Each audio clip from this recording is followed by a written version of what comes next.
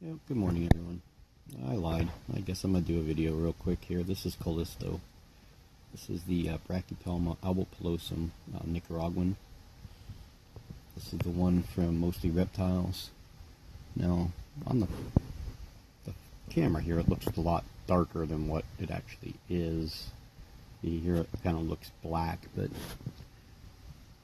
it isn't really black.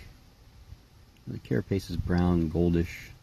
It's got some brown, very, very curly setae hair. It looks white or gray on here. She's due for a feed. I got some water in here for her, and she's now drinking water.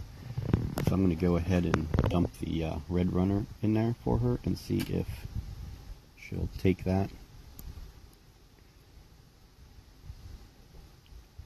If she'll be too busy drinking water, she won't really be interested in it. But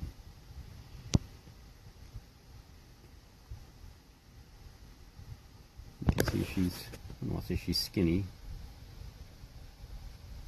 I had them in this. She could use a feed. It's been a few weeks since I fed her. Hopefully, I'm saying her because I'm hoping it's her. Now my friend is hoping it's a he because she has two hers that are the Nicaraguans.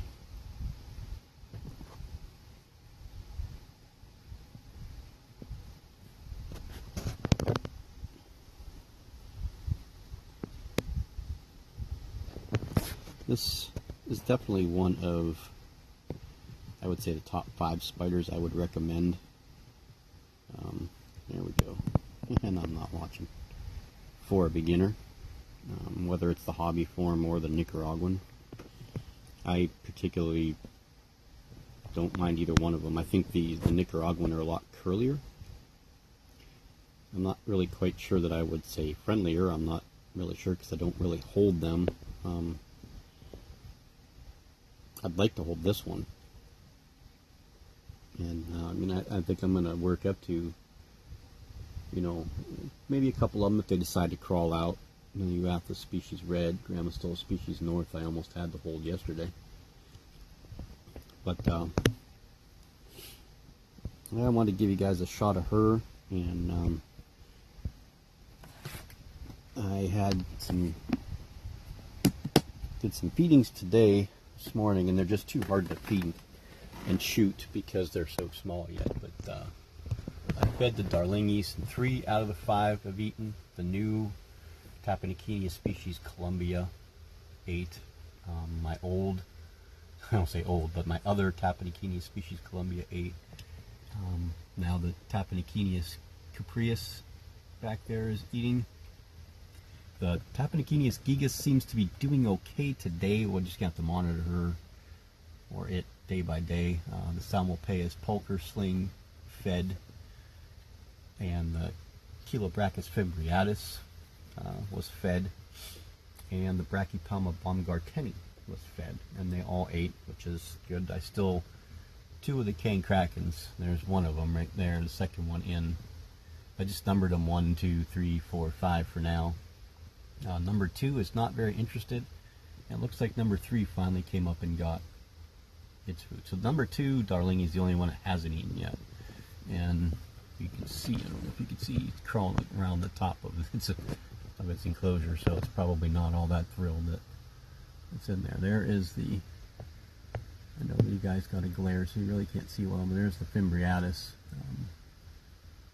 That baby dug its hole all the way around and has pretty much removed all the dirt all the way around the bottom outside ring. So it's doing what a typical Chilobrachys is doing. The the Ceratogyrus darlingis are digging a little bit and webbing a little bit. Nothing huge or massive in there yet. So 2 of them were just sitting on top, and the other 3 have dug a little bit. So I do have a few more things. There's tannin. That's the Poecilotheria miranda that molted yesterday. Pretty, or should I say, I guess handsome, I should say, because it is a boy. I was looking on Arachnid Classified, or Tarantula Breeders USA, I think it was today, and saw Chris Iannella has a male Avicularia rufa, and I'm wondering how big it is, because he didn't say mature, so I'm wondering how big it is, and I might be interested in it for a future pairing with my female Avicularia rufa. I'm going to see if he wants to swing some type of trade. He also has a male Poecilotheria, no, not Poecilotheria, sorry, a female Poecilotheria, a couple of them, Mirandas, which that's a possibility as well. What was the other one that I was interested in? It was another male. Now I can't remember. Oh, it's going to drive me crazy. And he also has a couple female Monocentropas belforis that, and maybe, depending on what he would want for them. And then there was another male, I just can't remember what it was. How can I not remember? That's going to drive me crazy. There's something that I had a definite female of. It escapes me. But, yeah, because I'm thinking maybe, my Grammostola species north female, definitely my Pamphobedius platyoma female would probably be some trade bait. Maybe the Aphonopelma simani female.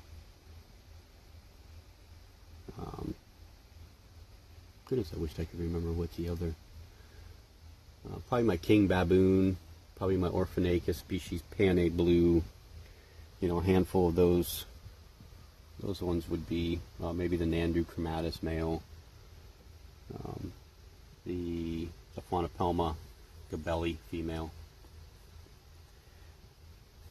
So that's pretty much it. Here's the baby assassin bugs. They were fed yesterday. There's cricket carcasses all over the place. I still haven't got any more babies out of the other group yet, but a lot of the eggs are starting to rise to the surface. So honestly, I thought they should have started hatching 2 weeks ago, but we'll see. I'm just going to leave them in there and see what happens. No container of dirt's not going to hurt anything just sitting there, so you can see the eggs in there, and there's still a bunch of eggs in with the adults. So we're going to feed him, and we're going to feed him back there. And we're going to feed, hopefully, her there, which is the Nandu caropoensis. We're going to feed the Heteroscodra maculata. And I want to try and get rid of the rest of these small crickets, so we'll probably feed everybody here Pulchripes and the species, Theraphocenae species Panama, maybe the elegans again, 3 scorpions. Not the Sazamaicus Sazame 8, not the Hamori or Classy, because they ate not too long ago. And then we have the Deli Cup guys. We'll have to check out the Pteranopelma Sazame and see how that one's doing. That one just molted recently. Looks like to have some blue finally on the legs. Yeah, that stuff I'm going to feed today. I'll try and film it. If not today, maybe when I get home tonight, I'll feed them and then upload the video later. But yeah, I don't want to ramble on any further. We're pretty much at where we're going to be. There is the feet of the Orphanacus species Panay blue. I fed her the other day, and I didn't know how big she actually was, and she did eat. It was a nice size Mario worm, so she's kind of huge in the abdomen area. So she won't be doing anything feeding wise for a while. Probably wait till she molts, and then hopefully be able to get the molt and confirm it, so that I can, when I do want to move her, I can. Looks like, yeah, I just disturbed this is the Cancracken number 3. This is the most active and the best eater of the 3 that I have. I fed this one again. It's also the biggest of the three that I have, so it's not much bigger than the other ones, but it is bigger than the other ones. So we're also going to feed the Homeoemma species blue, the two Dabus peniloris. We're going to try and feed the littler Monosyntropus balfouri and the male Monosyntropus balfouri. We're going to feed them something smaller and see if I actually get them to respond again. It does seem that when they are by themselves that they're more apt to take something smaller than what you would expect them to eat versus something of a size that you would expect them to eat. Now when they're communally, Tom Moran's getting ready to rehouse his communal of 9. We'll see how big all of them are. I think he's doing that today or tomorrow. And they look to have gotten a decent size, 2.5 inches. I think the biggest one that I saw on his last video. The prep work for the rehousing in his new acrylic container. And I think that's kind of partially why I want to downsize too, is that I'd like to get a couple display containers, but as you can see, I'm again limited with my space, what I'm allowed to have as far as stuff here. They're not going in the living room because my wife can't stand spiders, believe it or not. She hates them. She's tolerant of these, but she's not happy with how many I have. And I really can't blame her. I mean, I just kind of got back into these accidentally, really. When I had the rose hair for 11 years, and then it died, and 6 months later we found one at work. That was just kind of an accidental, and then boom, 2 years later, 2.5 years later, this is where we're at. It's like overindulgence, and I do that sometimes. I tend to go all in on things and don't take my time. I learned a lot quick, and I learned some mistakes very quickly, and that's kind of one of the reasons why I wanted to do this channel, is to help people that have done it for a couple of years and people that are just getting into it to be able to not make some of the mistakes that I made. You don't need them all right away, and you all have to remember that even though I can fit these containers on this shelf, so I'm going to do it, you don't realize that those containers need to get bigger. In a year's time, all 6 of those containers all have to be bigger. Now those guys can all stay in there. I think these 1 gallon snap tight containers, or the Rubbermaid containers, or the Sterilite containers, or the Mainstay containers, whatever they are at Walmart, they're probably good for a 4 to 5 inch spider, maybe even a 6 inch spider. They're going to be okay. They're not ideal, but they're going to be okay. They'll do, and they're fine. I know that John 3800 keeps most of his arboreals in these. He does have some display cases, some nice aquariums with his Poecilotheria regalis and stuff like that. But I really regret actually using those 2 European style containers, because they're so big and square, and the 2 pokies in there don't really use all that space. And I've considered many times moving them into those, into those 1 gallon containers, and saving those for those other European style containers for like when, maybe the Darlingis get bigger, or if I hang on to the king baboon, or, stuff like that, that's going to need some height to dig down deep in, but doesn't need a ton of floor space. OBT could go in there. There's a bunch of different possibilities of things that can go into those things. So I've still considered that. I'm just trying to figure out, because the way I rehouse, I haven't rehoused just taking a pokey out of a big fat container like that, without something that I could set right over top of it to get it into. So that'll be something interesting. I don't really think that would be an issue, because actually, honestly, my regalis, I know a lot of people say the regalises are kind of aggressive, is not very aggressive at all.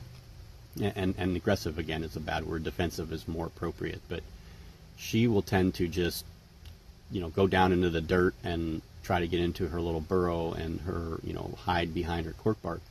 And the same with the Sapusca. I've never seen a threat posture out of any of my pokies yet.